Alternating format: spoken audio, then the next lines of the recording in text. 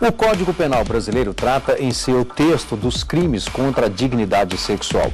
Nas aulas do Saber Direito nesta semana, o advogado e professor Vandelino Cardoso fala sobre os crimes de estupro, crimes sexuais contra vulneráveis, lenocídio e tráfico de pessoas e casas de prostituição. Então não perca, é no Saber Direito. Olá, meu nome é Vandelino. Nosso tema hoje é Direito Penal e especificamente dos crimes contra a dignidade sexual. E antes de nós abordarmos tecnicamente a matéria, o foco da matéria do objeto principal, nós faremos uma breve introdução acerca dos dispositivos que são de natureza básica, tanto para o Código Penal quanto para o Código de Processo Penal. Artigo 1º. Não há crime sem lei anterior que o defina, não há pena sem prévia cominação legal. Qual foi o objeto principal do legislador? Por que ele abordou esse tema? Porque ele quis demonstrar que o princípio da reserva legal é uma modalidade de aplicação de que para evitar que haja uma punibilidade a determinados fatos sem que anteriormente a lei tenha essa previsão. Então, por isso, ele tem esta finalidade. Agora, para concluir esse dispositivo e para dar esse enfoque básico, vamos ao outro dispositivo. Artigo 2º do Código Penal brasileiro. Esse Código Penal é o ordenamento jurídico que trata de todas as tipificações de toda a natureza que está descrito o ordenamento jurídico da lei penal brasileira. Olha, vamos fazer uma análise sobre esse dispositivo. Artigo 2º. Ninguém pode ser punido por fato que lei posterior deixa de considerar crime, cessando em virtude dela a execução e os efeitos penais da sentença condenatória. Parágrafo único. A lei posterior que de qualquer modo favorecer o agente, aplica-se os fatos anteriores, ainda que decididos por sentença condenatória, com trânsito em julgado. Ou seja, é importante nós salientarmos que esse dispositivo, ele quis transmitir o seguinte: se a legislação ela verificou que não há mais necessidade da manutenção daquele dispositivo, aquele indivíduo que teve uma punibilidade aplicável em face de um tipo penal, que outrora previsto no Código Penal, ele deixou de ser dispositivo, portanto não há mais essa possibilidade da aplicabilidade. Por quê? Porque senão o legislador ele estaria extrapolando esta visão para aplicar uma condição que não é pertinente. Agora, com relação a essa conclusão desse dispositivo, é importante nós salientarmos que, além do Código Penal, nós temos o Código de Processo Penal, que ele visa o exercício das ações penais em juízo, ou seja, o objeto principal é verificar como conduzir essas ações em juízo. Por quê? Porque senão o legislador, o julgador, o juiz, o promotor, o advogado que fizesse a defesa, ou mesmo o advogado de assistência da acusação, ele poderia conduzir aquele procedimento de forma que ele achasse da melhor maneira possível, ou seja, de acordo com as suas pretensões, mesmo do caráter de natureza do objeto do julgamento, quanto da forma de defesa. Então, o objetivo foi estabelecer normas para concluir. Portanto, nós vamos fazer a conclusão, nós vamos proceder à leitura desse dispositivo para esclarecer qual a forma desses dispositivos em exercício. Por favor, vamos analisar esse dispositivo do Código de Processo Penal que trata dessa matéria.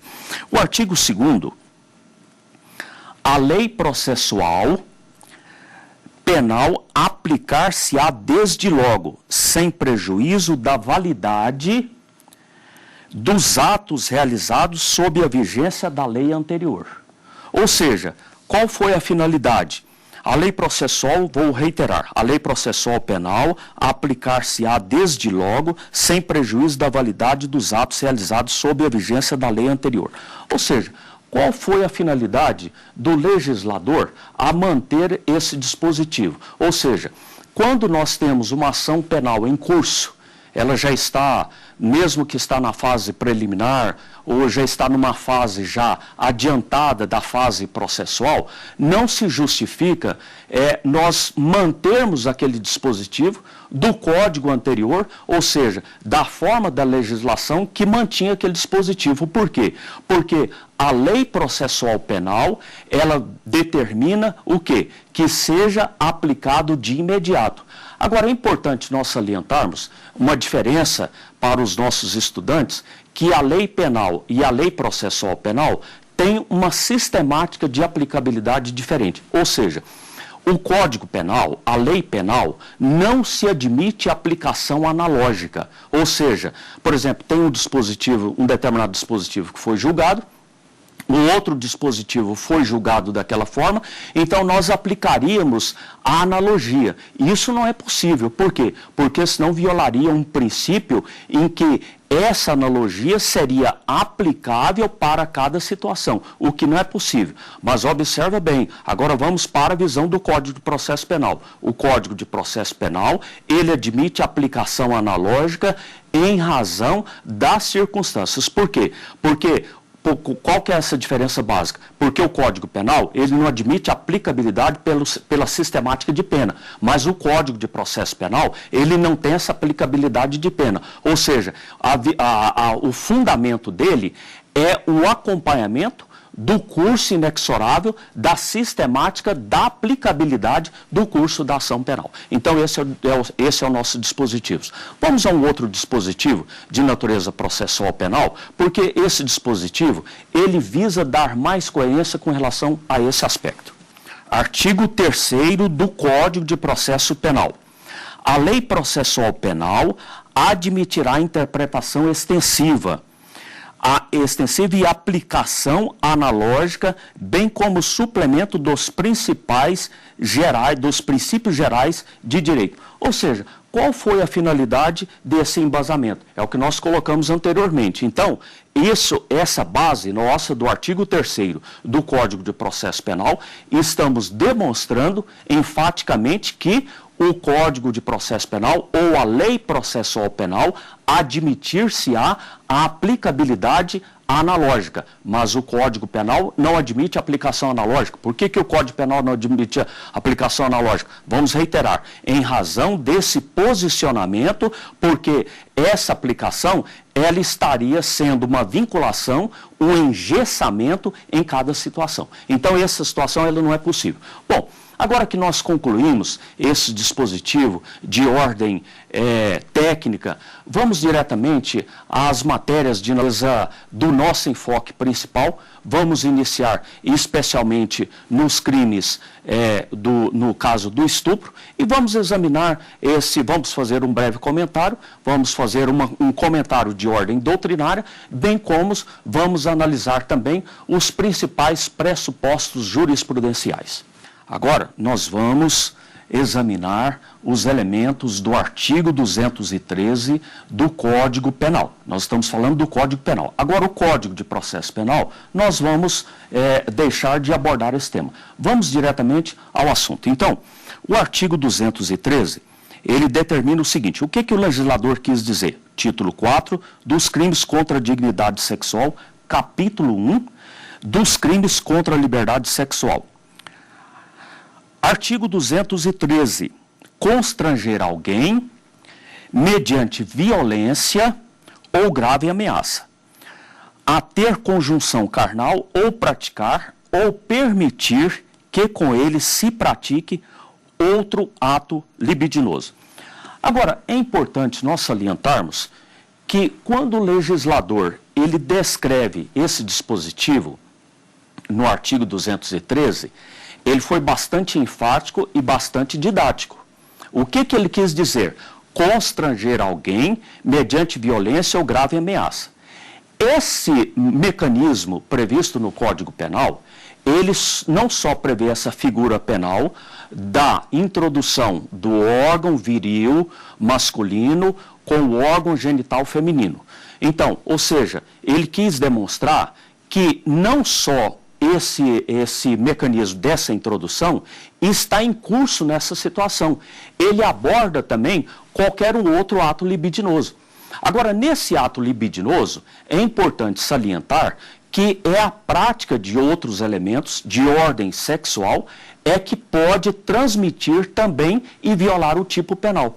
Mas olha, poderia falar, mas professor, nós precisamos de entender o que são esses atos libidinosos, esses elementos e tal. Então, nós vamos fazer uma breve introdução de alguns elementos de ordem técnica com a finalidade de demonstrar esses principais conceitos de ordem técnica, objetivando a esclarecer para o nosso estudante quais são esses elementos. Por quê? Porque ele tem uma linguagem muito técnica, não é uma linguagem familiarizada. As pessoas não estão habituadas a trabalhar com esse procedimento. Então vamos ver quais esses dispositivos, esses elementos de ordem técnica primeiro. Primeiro, a palavra subrepetício. A palavra subrepetício, ele está querendo dizer o quê? Esse subrepetício é retirado com formas de técnicas de sutilidade, objetivando a transmitir um mecanismo com o objetivo de fazer com que a pessoa não percebeu. Ou seja, um artifício, uma forma de sutileza para que ele não perceba necessariamente qual a forma que ele está utilizando em relação a isso. Então, a subrepetibilidade é um mecanismo que ele está utilizando com o objetivo de praticar um ato de natureza sexual e que ele cria de forma subrepetícia. Então, essa expressão tem essa finalidade. Vamos ver o outro dispositivo que ele coloca. A palavra, por exemplo, deletério, que significa estúpido, que é uma forma agressiva dele praticar aquele mecanismo. Bom, posteriormente, ele usa a expressão questuário. Esse questuário, ele visa a questão do lucro. Essa expressão, ele está falando do lucro. Eu poderia falar, mas por que nós vamos examinar essa questão do lucro? Porque quando nós formos examinar posteriormente a prática desses elementos de ordem sexual ou que agride a dignidade sexual, nós vamos observar que tem um fator interessante. Ele pode visar o lucro, quanto pode não visar o lucro. Ou seja, esse mecanismo, ele pode ter uma finalidade de natureza específica quanto não específica. Por isso é que nós temos que ter esta forma de poder caracterizar isso para saber qual o real objetivo que o indivíduo está utilizando desses mecanismos. Vamos examinar os outros elementos. A palavra pederastia é o sexo entre adulto e menor. Por quê? Porque essa expressão aqui, nós temos uma diversidade muito grande de mecanismos de natureza sexual. Então, portanto, ao praticar essas formas de natureza sexual, nós temos que distinguir. Por quê? Porque qual o tipo de elemento de natureza sexual que ele vai praticar? Ele pode praticar com pessoas adultas, com pessoas do mesmo sexo ou de sexo diferente, etc. Bom, o coito interfemore. Essa expressão, ele significa que esse coito interfemore seria a penetração ou aquele ato que visa o objetivo de buscar o prazer do ato sexual com a finalidade de incrementar isso, mas isso ocorre como? Nos membros inferiores. Ou seja, a utilização do órgão viril masculino, por exemplo, com a forma de aplicação nos órgãos inferiores. Então, isso também é uma formalidade, ou seja, o legislador, qual foi o objetivo dele? Foi proteger esse mecanismo. Por quê? Porque ele não necessariamente significa que ele está utilizando a prática de natureza sexual. Ou seja, ele objetivou a criar formas de evitar a propagação de